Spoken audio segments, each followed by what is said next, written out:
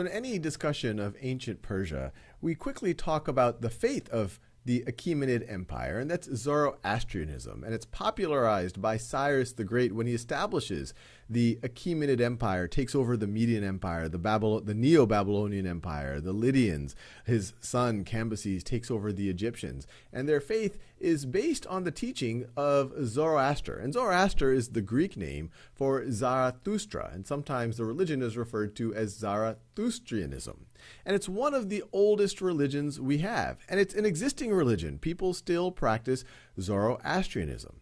In terms of when it started, there's some debate. A lot of accounts have it starting as early or even earlier than 3,500 years ago, so around 1500 BCE. And some accounts put it a little bit closer to Cyrus the Great, maybe 700 or 600 BCE.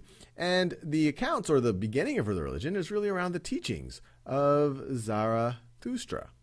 And his teachings really established one of the first often viewed as monotheistic religions of the world, this idea that there is one God, and that God in the Zoroastrian faith is Ahura Mazda.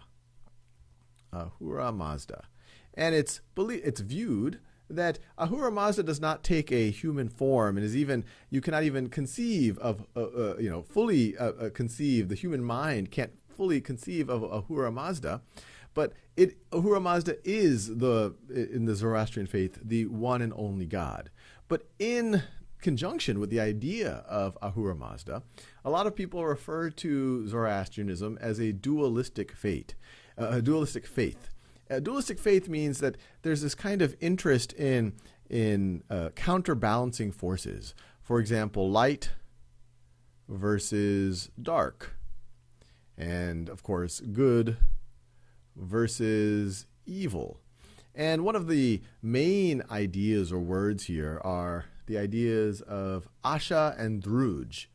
So Asha, these are the ideas of being principled, honest, ordered, and Druj is the opposite. Druj is the idea of being unprincipled, dishonest, chaotic. And so there's a lot of talk and kind of insight or trying to get a better understanding of these dualistic natures in the world, and trying for humanity to be on the side of the good, the light, the ordered, the principled, the honest.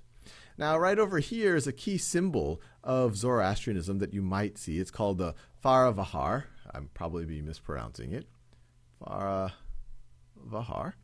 And there's a lot of symbolism here. It shows the connection of the universe to humanity. You see the depiction of a human being here. And the three layers of the wings depict these three very important ideas in Zoroastrianism. The first layer is good thoughts. The second layer right over here of the wings are good words. And then the third layer here is good actions. Good actions. And it makes sense. You kind of imagine this idea that good thoughts lead to good words, and that combined they can lead to good actions. And on the tail here, and these are the things you should avoid, these are the bad thoughts, the bad actions, or the bad thoughts, the bad words, and the bad actions. Along lines this idea of dualism, especially the fascination with the ideas of light, fire is a very important element of the Zoroastrian faith. In fact, if you visit a Zoroastrian temple, you will see an eternal fire, and they feed that fire 5 times a day.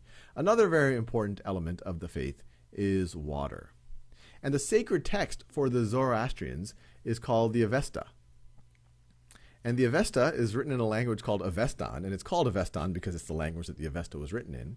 But it's written in a language that is closely related to ancient Sanskrit.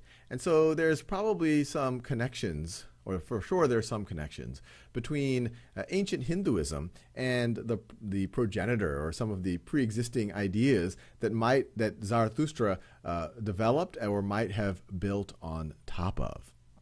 Now, one of the really interesting things about Zoroastrianism is that even though today it's a relatively small faith, on the order of less than 200,000 people around the world practice it, and most of them are in India and the United States, at one time you could view it as the state religion of ancient Persia, but then eventually in the 7th century CE, when when Persia or Iran became Islamic, you have a Zoroastrian diaspora, especially moving to India and then eventually places like the United States, although there are still practicing Zoroastrians in Iran. But above and beyond the continuing legacy of the Zoroastrians, they've had a lot of influence on some of the major religions of the world. And what you have on this timeline here, I've made some of the major religions. You see up here in blue, you have Judaism. And the reason why I draw the dotted line is these are periods, and it's not exact. These religions are evolving, and they're forming, and they're getting more and more of a tradition over time. So you hear Judaism, and of course, Christianity is in a lot of ways built on top of Judaism. Jesus was Jewish. You have Islam right over here, which of the major world religions is one of the newest.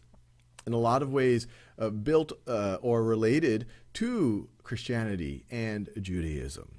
And even though the Zoroastrianism is related and it kind of comes out of a similar kind of early Aryan people type of religion, it has a lot of influence on some of these other traditional or these mainstream religions that we have in the world today. As we mentioned, it's viewed as a monotheistic religion, and it's also had direct influence on, for example, Christianity. So right over here, this is from John Bowker, who's a famous Christian theologian. He wrote in his book, World Religions, that angels, the end of the world, a final judgment, the resurrection, and heaven and hell received form and substance from Zoroastrian beliefs. In Christian tradition, the three wise men, the three kings, the three magi that visit the baby Jesus. Magi, this is referring to Zoroastrian priests who are visiting the baby Jesus. And the word magic comes from the word magi because the Zoroastrian elite, the priests, they were very capable in the sciences of astronomy, and they were also very well known for their astrology. And so some people associated them with magical capabilities. It also has close ties to Islam. The sacred fire in Zoroastrianism is fed 5 times a day. Zoroastrians pray 5 times a day. And before prayer, they go through a ritual around washing themselves to cleanse themselves, where they wash themselves 3 times before each prayer. That is something that we see in Islam. So Zoroastrianism, it's the faith of ancient Persia, popularized by Cyrus the Great. And it's a living religion.